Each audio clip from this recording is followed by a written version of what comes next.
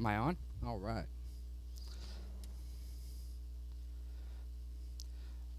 The reading is, that's loud.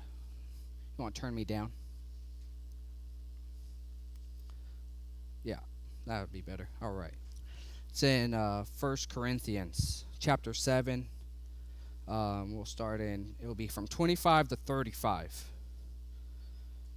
So 1 Corinthians, we'll start 25 all the way down to 35. Now concerning virgins, I have no commandment of the Lord, yet I give my judgment, as one that hath obtained mercy of the Lord to be faithful. I suppose, therefore, that this is good for the present distress. I say that it is good for a man so to be. Art thou bound unto a wife? Seek not to be loosed. Art thou loosed from a wife? Seek not a wife. But, and if thou marry, thou hast not sinned. And if a virgin marry, she had not sinned. Nevertheless, such shall have trouble in the flesh, but I spare you. But this I say, brethren, the time is short. It remaineth that both they that have wives be as though they had none, and they that weep as though they wept not, and they that rejoice as though they rejoice not, and they that buy as though they possess not, and they that use this world as not abusing it. For the fashion of this world passeth away. But I would have you without carefulness. He that is unmarried careth for the things that belongeth to the Lord, how he may please the Lord. But he that is married careth for the things that are of the world, how he may please his wife. There is difference also between a wife and a virgin. The unmarried woman careth for the things of the Lord, that she may be holy, both in body and in spirit. But she that is married careth for the things of the world, how she may please her husband. And this I speak for your own profit, not that I may cast a snare upon you, but for that which is comely, and that ye may attend upon the Lord without distraction. This is the word of the Lord.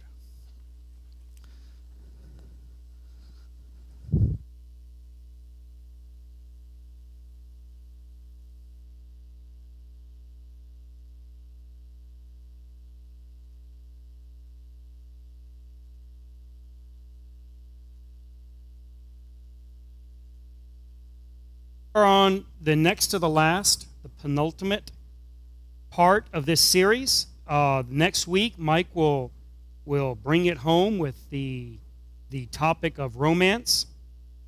Everyone decided that I'm not the right person to talk about that. There was a unanimous vote, actually, against, and it did not go in my favor. So Mike will be dealing with the last topic, the one on romance, next week. Today we're going to talk about singleness. And that might seem a bit odd to have a whole part of a marriage series on singleness, but that's actually a very important part of marriage. So we're going to talk about that today. Now, this topic starts off, to the chagrin of some, still connected to last week's topic. So we're going to go a little bit on what we talked about last week and move into where we are this week. Because in the mind of many people, when we say singleness, that equals celibacy.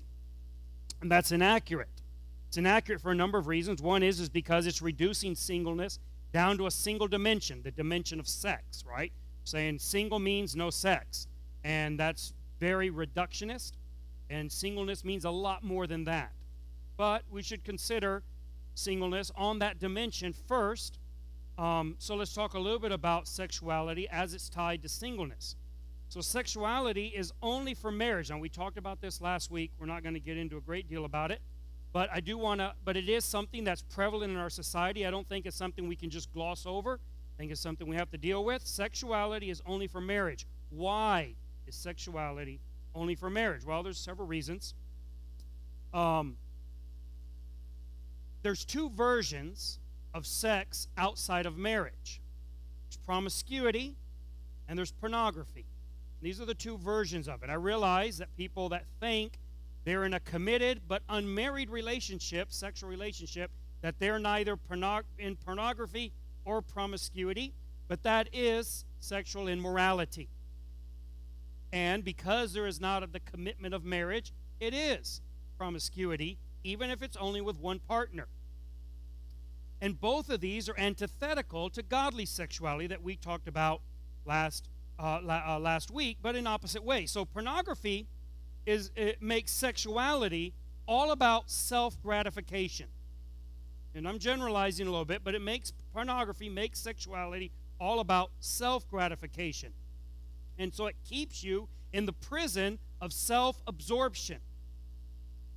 And C.S. Lewis, talking about this subject in language a little bit more blunt than I'll be today, you can read it. You can purchase his letters, a book of all his letters, and there's several letters in there dealing with this subject. He is a brilliant writer, and so if you're interested in what he actually had to say about this, you will. Anyways, he makes a very interesting point that what it does is it does worse than just put us in the prison. It actually makes us love the prison itself. That's pornography. Promiscuity makes sexuality all about desperation, solicitousness, and inducement. Let me put it a little bit more bluntly for those that might not put those together. It makes sexuality about having to put out, not to lose out. That's what promiscuity does. And so a person has to provide sexual service in order to be accepted. And that's a problem with sex outside of marriage. It's a huge problem. The data is pretty clear. Excuse me. The data is pretty clear. The idea in the world is that before you get married, you need to kick the tires, so to speak. You need to, try it all out. You need to definitely have sex before marriage. Make sure you're compatible. Make sure that it's going to work. But the data is very clear that cohabitation, living together before you're married, does not improve your chances of being happily married. It's the opposite. People that live together before they're married are far more likely to get a divorce than people who do not. And there's a lot of other data you can look at that. And unlike what you might think, most cohabitation, living together before you're married, doesn't actually result in marriage. So it's not a good way to get to marriage either. It's not a good way to get there. It's not a good way to stay there. The biblical answer is you should not have sex before marriage. You should not live together before you're married. You should commit yourself. You should completely let go of the past. You should make a new life together, start off fresh, and that's the best way, even statistically, to enter into marriage. Both of these perversions of sex, promiscuity and pornography, result in what C.S. Lewis calls having a harem of lovers but no love. So you have a whole harem of lovers, but you have no love. In promiscuity, you have a harem of potential concubines, and in pornography, you have a harem of imaginary concubines. But none of these result in love. They actually all result in idolatry. They're a form of idolatry. And both of these, both promiscuity and pornography, circumvent the proper use of sex. The proper use of sex is to glorify God in our bodies. And as Christians, we need to not shrink away from that truth. Sex is not, and I talked about this last week, but I want to reiterate this.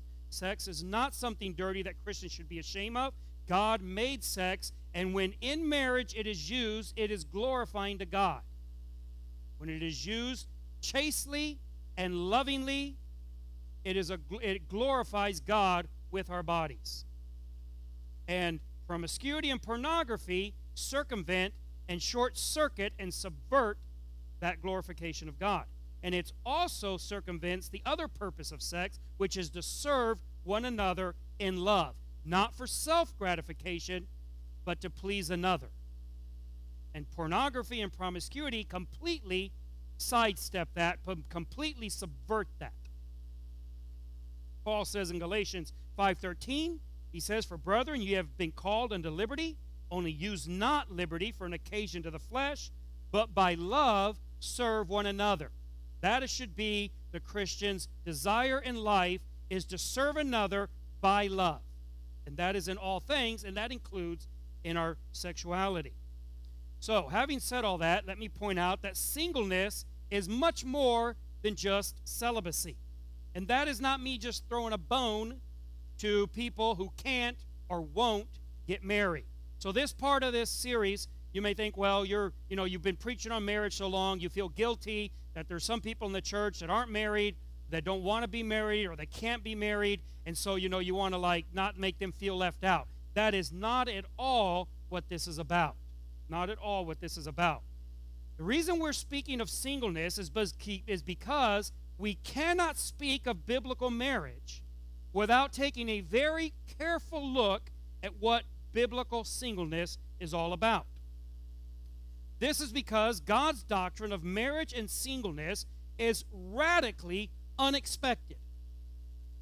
Just as many of the things I hope that we looked at over the last few weeks on marriage might not be what you expected to hear about marriage, I think that some of the things we're going to talk about today on singleness will also be very unexpected to you. There is a doctrine of singleness in the Scriptures, and it's very important as Christians that we understand what it is. And to be able to properly understand marriage, we must also properly understand the doctrine of singleness. The Christian doctrine of singleness is truly an astounding doctrine, and we're going to see how it stacks up against the religious doctrines of singleness, because they have one also. Most religions in the world also have a doctrine of marriage and a doctrine of singleness, and this might surprise some of you, especially those who maybe are a little less versed in the Scriptures, but it's not just religion that has a doctrine on these things. The devil has his own doctrine on these matters as well. So this is a topic, cosmically speaking, this is a very hot topic. A lot of people, a lot of entities are very, very interested in this matter. Traditionally, let's just take a moment and reflect on how astounding and unique the Christian doctrine of marriage and singleness is, particularly singleness, and by contrasting this with other religions. Traditionally, religions, by tradition I mean pre-Enlightenment times, traditions were founded by married men with lots of children. Those are the leaders of religion. So if you go back and look at most religions, classical religions, traditional religions, they were founded by married men with lots of children. And we look at modern religions in modern times, and we see something very different, right? We see that they're founded by men for whom marriage meant very little. Basically, they were polygamist or adulterous or sex-crazed libertines. So if you look at most very modern religions, new religions, like, for instance, the Church of Jesus Christ of the Latter-day Saints, the Mormons, you find that this is a religion formed by polygamists, adulterous, libertines. And most modern religions are this way. There's a religion in Guadalajara that is indigenous to Guadalajara, Mexico, that is that way as well. And so most modern religions are that way. Christianity, not that way at all, as we'll see in a minute. Now, I do want to point out that for all the bluster of these religions, they don't actually have their own doctrine on these matters. They didn't actually innovate anything. The reason why there's a shift between traditional religions founded by traditionally married men with lots of children to a modern view where they're promiscuous and adulterous, the reason for the shift isn't because they became innovative in their doctrine. It's because non-Christian religions, man-made religions, they are only repackaging what is the popular lust of the day. Because it's far easier to sell somebody something they want, something they already have, and basically you sell them an indulgence, you sell them a forgiveness, a self-righteousness to continue to live how they already live. And that's why if you look, for instance, just as an example, at the polymorphic nature of Roman Catholicism, you'll find that Roman Catholicism in America, particularly, let's say, America, the northeast of America, is very much unlike Roman Catholicism in Mexico. Very unlike that from the Roman Catholicism in Spain, because Roman Catholics have found that it's far easier to sell a contextualized version of the religion than to actually expect people to convert. And so that's what these religions are doing. They actually aren't innovating their own doctrines on marriage or singleness. They're just taking the common zeitgeist of the people and they're repackaging it into their own terminology. But Christianity, as is always the case in all things, establishes its own doctrine on marriage. Christianity did not get its doctrine on marriage and singleness from anything that was happening culturally during the time. It is not built on what people thought commonly. We know this to be true. The documents we have of the New Testament make this abundantly clear. When Jesus and the apostles spoke on all their doctrine, people were left astounded. They didn't say, wow, that resonates with me. It's not like often like when you're watching television, or I am, right, and you hear some famous person say something you agree with. It's real funny to me, the response that we have is like, wow, he got that right. When really probably you should be thinking, oh, wow, I got that right. But that's not how we look at it. Because we're not looking for someone to inform us, generally speaking, we as human beings. We're looking for confirmation for what we already believe to be true. So when religions come, if they can offer to confirm to you what you already believe to be true, that's a lot easier sale to make. Christianity does not do that. It demands that you abandon all your preconceived beliefs. It demands that you die to self, that you crucify yourself, your opinions, your views, your held beliefs. All of that has to die at the foot of the cross, and you have to be reborn and start off. Jesus said that unless you become as a small child, you cannot enter into the kingdom of heaven. He says there is no room here for any preconceived ideas. You have to come and you have to start at zero, and I will build your doctrine. And that's what the essential teaching of one of the essential teachings on the Sermon on the Mount is. Right? That everything you heard of old, that's done. I'm going to tell you new doctrine, my doctrine, and you're going to have to receive that. And so that's what Christianity has always done, and that's what it does on marriage, and it's what it does on singleness. And that means that Christianity is neither dependent on secular culture, nor does it deliberately oppose it. Now, this is a point I think we ought to take a moment just to reflect on, a brief moment to reflect on. Too many Christians think, well, if we're not supposed to be like the culture, then we should be the opposite of the culture. No, that isn't the case at all. We need to follow Christ. We need to learn from Him independently of what anyone else is saying. The goal of Christianity is not to oppose anything. That is not the goal of Christianity. The goal of Christianity is not to go find what's wrong with everybody else. Too many times, it seems like churches are all about pointing out what's wrong with everyone else. That is not what it's about. It is about what's right with Christ. And that's what we need to focus on. And if you want to talk about or think about what's wrong with something, then the proper thing is what's wrong with you, not what's wrong with everyone else. So we're not looking to contradict the culture, but we certainly aren't looking to follow along with it. Christian doctrine is independent of culture, and that means it is superior to it and over it. All of that is to say that in Christianity, Christ is the highest ideal. Now, this gets us to our topic. When we say that Christ is the highest ideal of Christianity, there's nothing greater to aspire to than to be like Jesus Christ. I want you to consider that Jesus Christ wasn't married. And not only was he not married, there is no discussion in the Scriptures as to his marital status. It's never an issue. It's never a topic, which is incredibly odd, given that at that time in history, being married and not married was a huge thing. Some of you might be in very traditional families, and once you get to be about 25 or 30 years old, your family starts wondering what's wrong with you. Why aren't you married yet?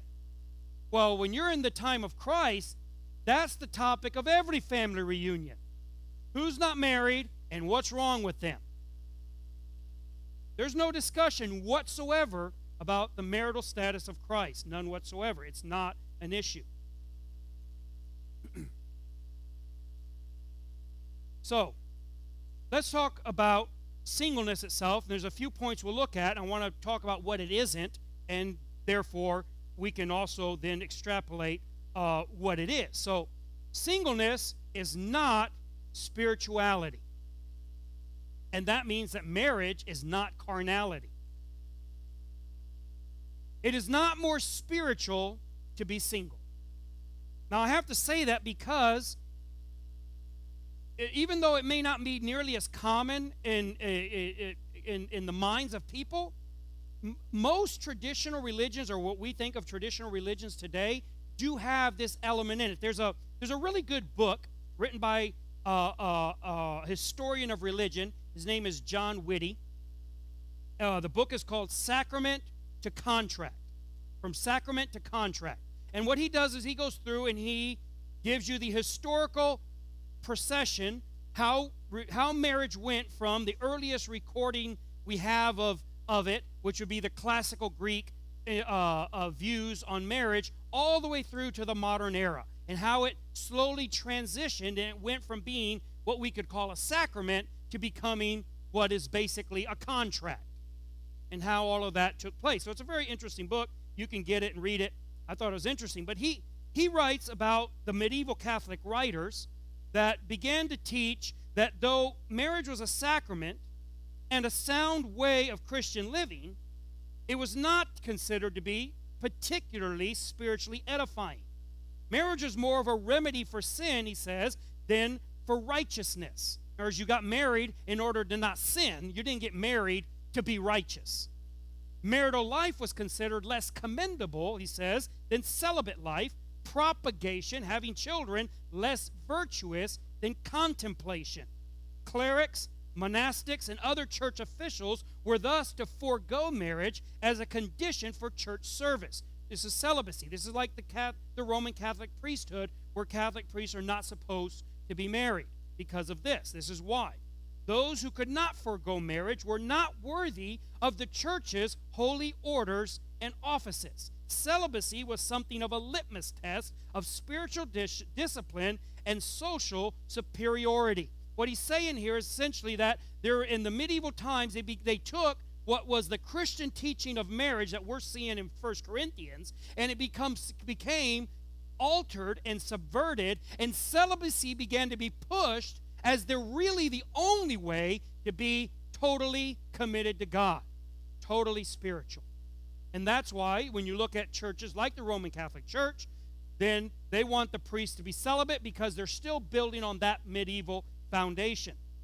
He summarizes this, saying the celibate contemplative life increased a person's virtue and aided the pursuit of beatitude. So that's how that all came to pass. Now, the Apostle Paul had something to say about this in 1 Timothy. He said about forced celibacy, not voluntary celibacy, forced celibacy, telling someone they shouldn't marry in order to be spiritual, or they shouldn't marry in order to be an officer of the church. He wrote in 1 Timothy 4, he said, "Now the Spirit speaketh expressly, that in the latter times some shall depart from the faith, giving heed to seducing spirits and doctrines of devils, forbidding to marry." Forbidding people to marry for whatever reason is not biblical doctrine. This is medieval doctrine. Christianity is the belief system that best incorporates both marriage and singleness, that they're both acceptable, useful, and beautiful, both of them. That being married doesn't make you more spiritual. Being single doesn't make you more spiritual. They both have their place, and they both are useful. In fact, nobody becomes married without first being single. So neither one is spirituality in itself. And the context that Paul frames this in, which we didn't have read today, but you can look it up earlier than the verses prior to the ones that Nolan read, it likens marriage to slavery and freedom, and circumcision and uncircumcision. saying that in Christ, none of those things in and of themselves are worse or better than the other. That you can serve Christ as a free man or as a slave. You can serve Christ circumcised or uncircumcised, and that those things in Christ are meaningless. And that is all to set up the case to say that in Christ, neither marriage nor singleness are the way to go. That Christ provides a third way, where those are become of no intrinsic value. Let's put it that way. Now, it doesn't mean they're insignificant in the sense that God doesn't care. He very much cares if you're married. He very much cares if you're single.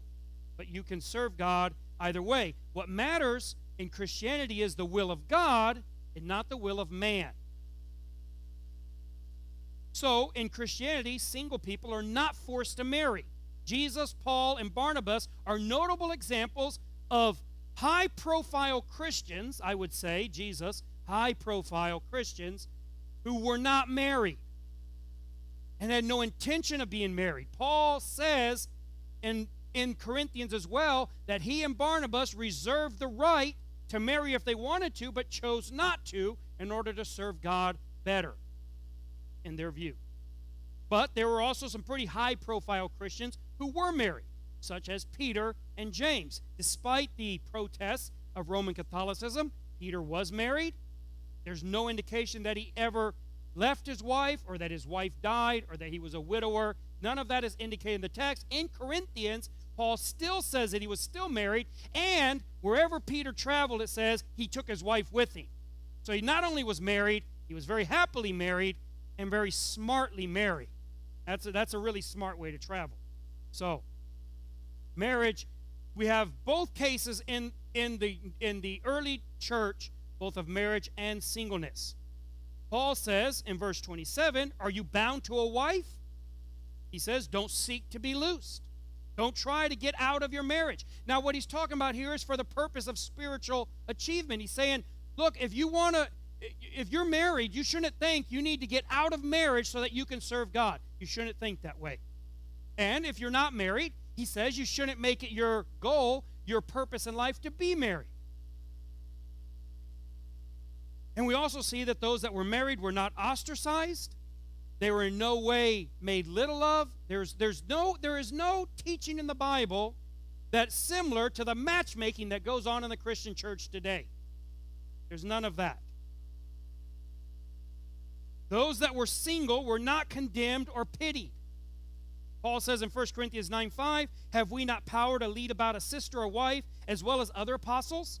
And as the brethren of the Lord and Cephas, he's saying, if we want to get married, we can do so. If we don't, we don't. And there's just no condemnation of this. There's no pity of this. Everybody is following Christ as God has called them. All right. So singleness is not spirituality. Second thing I want you to understand is that singleness is not defectiveness. You're not defective, right, because you're not married. And therefore, marriage is not, even though it's the metaphor, the cliche, marriage is not getting fixed up. Because that's what we call it, right? We're going to fix you up with somebody. Meaning, you're defective and you need somebody. This is classic Platonic thought. So if you go back and look at Plato's philosophies on gender and on marriage, well, the idea of Plato, and you may not think this is relevant to you, but it is, trust me. I'll show you in a second. But Plato's basic view is that male and female were two severed halves of one person. So God made, or the gods or whatever, made a human and then broke it in half, and one half was male and the other half was female. This is why we talk about, and this is where you'll see how relevant this is, why you still think in Platonic terms in some cases, right? That's why you talk about your husband or your wife as your better half. Where do you think that saying comes from? Well, it comes from that. They're your other half, meaning you're incomplete without them. Now, I know we say that somewhat jokingly, but it's founded on a notion that a person who's not married is incomplete. They're defective. They need to be fixed up. Singleness is not defectiveness. That's where the idea of soulmates comes from. In fact, that's actually a Platonic term. A single person is a whole person. Be very clear on that. A single person is a whole person. You are not somehow lacking, missing something if you're not married. Now, some might think, well, why did God make Eve? He said he saw it's not good for man to be alone, so he made Eve. That doesn't mean that Adam was incomplete or could not have lived happily, contently all along. Paul said that we should be content in every state that we're in. There is nothing lacking in you as a person that makes it where you must get married in order to not be a defective person. There's no such thing as that. What marriage does is it makes us capable of loving someone else in a very special way. But being single is not being crippled or hobbled. A person can live quite happily their whole life without marriage.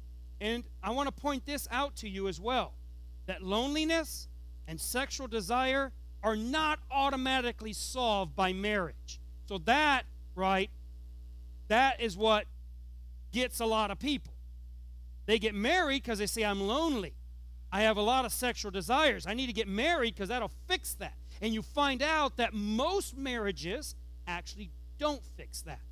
You can be married to someone very selfish and self-absorbed who will sit there in the house with you and not say a word to you for hours on end, and you will be more lonely married than you ever were single. If you think that sexual desire is hard to slate when you're single and you can control your environment, you should try it when you're married to someone who's frigid and you can't control the environment. Much harder. So marriage is not an automatic solution to these things. It's designed to be a big help in these things, but it is not an automatic solution. And so the idea that if you have sexual desire, then the only answer is just go get married, theoretically that's an answer. Practically speaking, that is not always your best answer. In fact, Paul basically says it's not. He says that first what you need to do is learn how to be content in whatever state you're in, and then approach marriage from a position of strength, not one of desperation. Too many people are getting married because they're desperate. I would give all of you a piece of advice if you're not married already. If you're married already, then it's just going to be like sticking salt in the wound. But if you aren't married, I'd give you a little piece of advice. Don't marry anyone ever who's desperate. That's a bad, bad idea. All right. Marriage is not a solution to singleness because singleness is not the opposite of marriage. I know it seems like it is, but it's not. It's not the opposite of marriage. And singleness is not a problem that needs to be solved. That's how too many matchmakers, right? Churches are always full of matchmakers. Always. And they think if you're not married, you have a problem, I'm the solution. Singleness is not a problem that needs to be solved. And marrying to not be alone or marrying to be happy is a recipe for disappointment and disaster. Why is that? Because marriage is extraordinarily risky. There's enormous risk in marriage. Think of it this way. I use the analogy a lot, so I'll use it again in this way. Think of it this way. It's like if 1 out of every 1,000 times a parachute doesn't open. That's how risky marriage is. You jump 1,000 times, one of those, the parachute will not open and you will die. That's how risky marriage is. You commit everything and you don't know if you're getting anything back. Very risky. And if it doesn't work out, it creates lifelong damage to everybody involved. Children, father, mother, husband, wife, everybody, the in-laws, everybody is affected by marriages that don't work out. So it's very risky. That's why Paul said, and that's in our text, Paul says, I would rather you not get married because you're going to have trouble in the flesh. You're going to have some serious problems if you get married. So just don't do it. That's just better. Paul was apparently very risk averse. And so he was like, you know what? It just isn't worth the risk. I've I've run the actuaries, and it's just not worth the risk. Too many people get married without even assessing the risk. That's probably not a good idea. And in a very well-known book called Passion and Purity, Elizabeth Elliot wrote something I thought was very interesting on this. She says that she was at a conference and someone handed her a slip of paper with a question on it that says, oh, it was a young lady. What do you do when you feel you've come to a point that your singlehood appears to be an inadequate status for deep personal growth?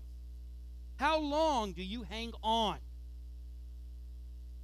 She writes, she says that what she wanted to say was, well, wait 3 more days, then go out and either ask somebody to marry you or hang yourself. But then she realized that's probably not good advice. And so this is what she actually responded. She says, the crux of the matter is that phrase, an adequate status for deep personal growth. That's the problem with, that's the real crux of the matter, is that very phrase. Is that what singleness is?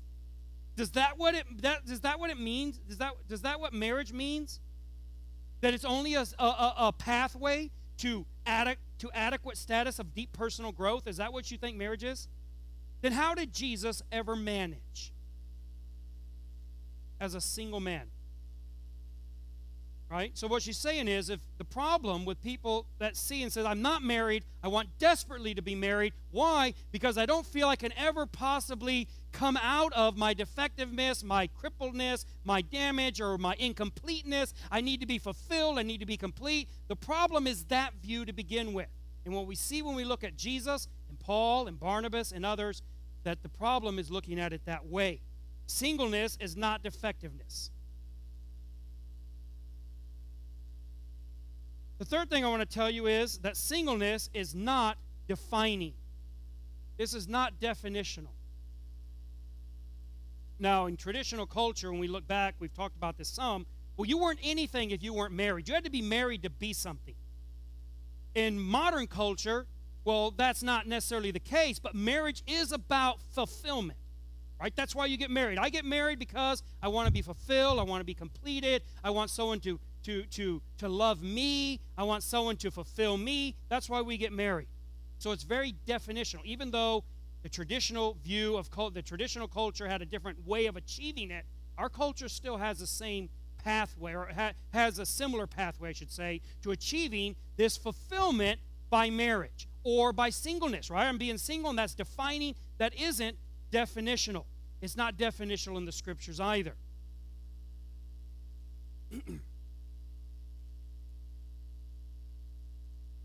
What the text that we're reading teaches us is that we should not look to marriage or singleness for our affirmation. Paul says if you're married or if you're single, that's not the issue. That's not who you are. That's why he says it's like circumcision. It's like freedom. Great if you have it, not a problem if you don't. Christians shouldn't identify by how they feel because they're married or how they feel because they're single.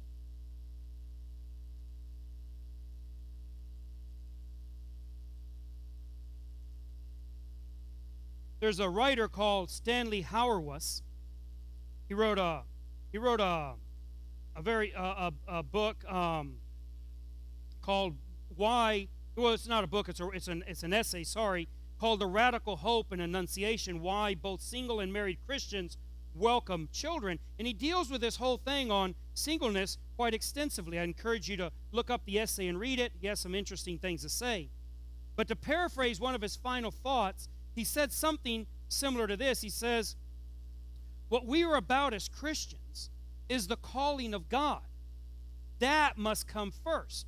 And then we must subject other aspects of our lives to that reality, right? Because what we do is the opposite. We want to make our reality about our marriage or our singleness. What he's saying is, number one is the calling of God. We submit ourselves to the calling of God, and then we adapt our life to that. We don't try to get our marital status in a certain way and then adapt the calling of God. That's backwards. Paul, in the introduction of the text we read, he put it this way. He said, let every man abide in the same calling wherein he was called. Art thou called being a servant? Care not for it. But if thou mayest be free, use it rather. For he that is called in the Lord, being a servant, is the Lord's free man. Likewise, also, he that is called being free is Christ's servant. Ye are bought with a price. Be not the servants of men. Brethren, let every man wherein he is called, therein abide with God. You see what he's saying? He's saying, are you free? Don't try to be a servant. You don't have to be a servant to have a meaningful relationship with Christ. Are you a slave? Don't think you have to be free to have a meaningful relationship with Christ. Why does he say that? Well, he says it's not just a psychological thing. He says that if you're free when you get saved, you become a servant. And if you're a slave when you get saved, you become free. Christ actually inverts whatever it is you have. And that's because everything is drawn together. It's like in a different place it says, in James he says that the rich rejoice and that in Christ they're made poor. And the poor rejoice that in Christ they're made rich. It's the same principle. Christ realigns our values. He realigns the very meaning of our life. He reorders our desires. He reorders everything about us. That's why being married and being single are not definitional. What defines us is Christ. Just like slavery doesn't define a Christian. Freedom doesn't define a Christian. Too many Christians think that their objective as Christians is to promote democratic freedom. That's a mistake. There's nothing. We should be thankful if we are free. I'm not saying that we should all. In fact, that's what he says, right? We shouldn't go look to be enslaved. We should rejoice in the blessings we have, but we have to understand that none of these things define who we are. In the essay that I quoted to you from Stanley Hauerwas, he writes this, which I thought was interesting. He says, singleness is the one practice of the church that most profoundly shows that it has accepted and wishes to participate in the hope that God secured through Christ's cross, resurrection, and ascension. Singleness embodies the Christian hope that God's kingdom has come, is present, and is still to come. Accordingly, we cannot help but witness this good news to others. These others may indeed be our own children, but are more likely to be the children who have come from families who have never heard the name of Christ. When the church loses the significance of singleness, I suspect it does so because Christians no longer have confidence, listen to this, because Christians no longer have confidence that the gospel can be received by those who have not been, so to speak, raised in it. So to put it differently, he says, Christian justifications of the family may often be the result that Christians no longer believe the gospel is true or joyful. This is what he's saying here. He's saying that when Christians downplay singleness, they're downplaying the gospel. They're reverting back to the notion that family is the ultimate meaning in life. But when Christians are fully persuaded, like we see in Paul in 1 Corinthians where he's talking about this, fully persuaded that the gospel is something different. It is something that is outside the family, outside culture, outside society, and it's something true and meaningful and powerful, then what he's saying is that Christians then are no longer afraid of the state of singleness. And that's the point that Paul is making in 1 Corinthians. One of the points that he makes in that essay that I think is worth pointing out is that the gospel is not altogether friendly to family. Right? Because Christianity is very interesting in this way. Christianity is not a religion built on the notion of biological reproduction of believers. In other words, that we populate the church by having lots of kids.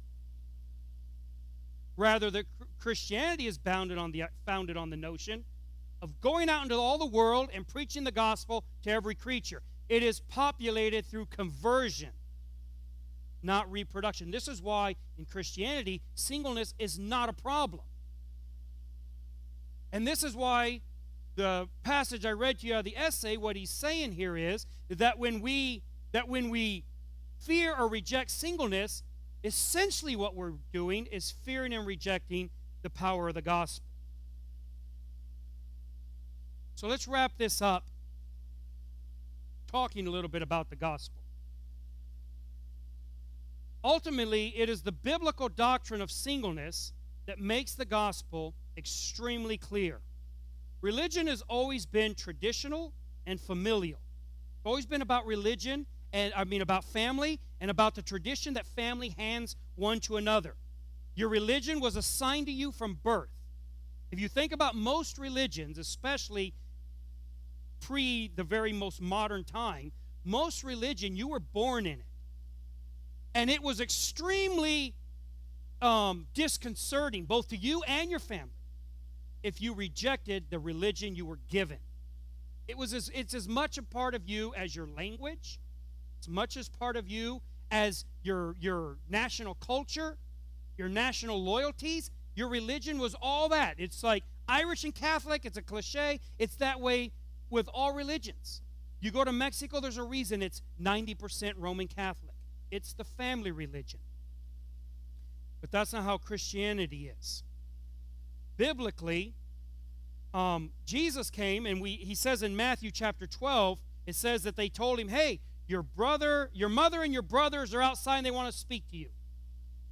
And Jesus, think about this, 2,000 years ago, back when this was really disconcerting, he says, who's my brother? Who is my mother?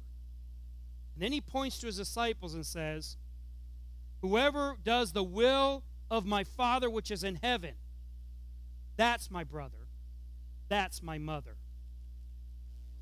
He's saying that religion, true religion, Christianity, faith, is not going to be familial. You're not going to get it as a legacy or as an inheritance from your family. The Apostle John puts it even more succinctly than that. In John chapter 1, summarizing the Word being made flesh and what his objective was, he wrote this. He came unto his own, and his own received him not. But as many as received him, to them gave he power to become the sons of God, even to them that believe on his name. Now here's the kicker. He says, which were born not of blood, nor of the will of flesh, nor of the will of men, but of God. He hits it on both ends. He starts off saying, Christ came to his own, his family, his people, and they didn't receive him. So what did he do? He did what he did in Matthew. He disowned them. He disowned the familial relationship that the Jewish people were dependent on. Their assumption was that if they were family with him, that was sufficient. And he said, because you don't receive me individually, personally, you get no family connection to me whatsoever. I came unto my own received me not. So what is the answer he says?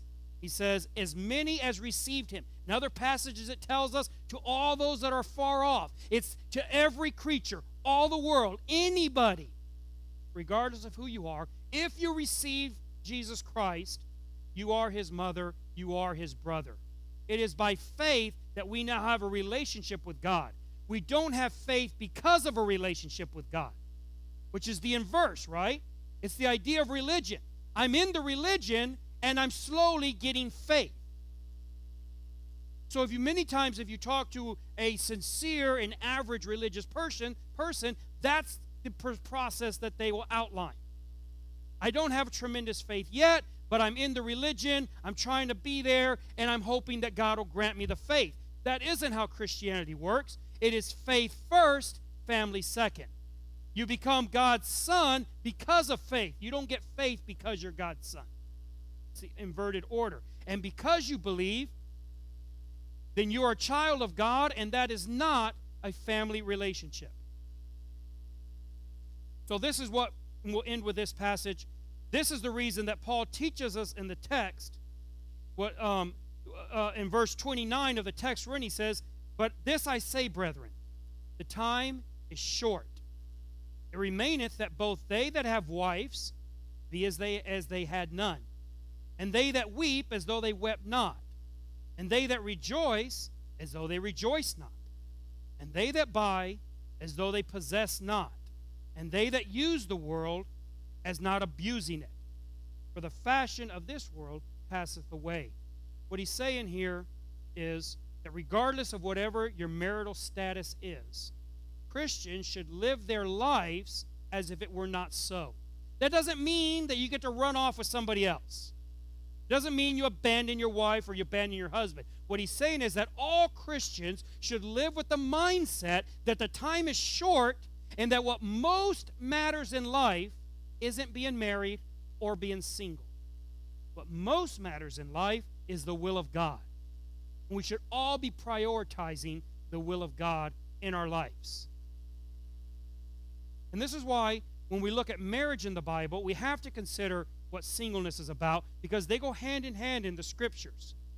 One is not the opposite of the other. One is not the solution of the other, right?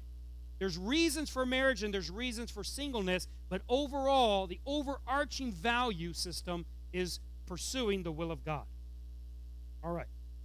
So we'll end that with there. Next week, Mike will finish it out on this topic of romance. Let's end with prayer. Father, we are grateful.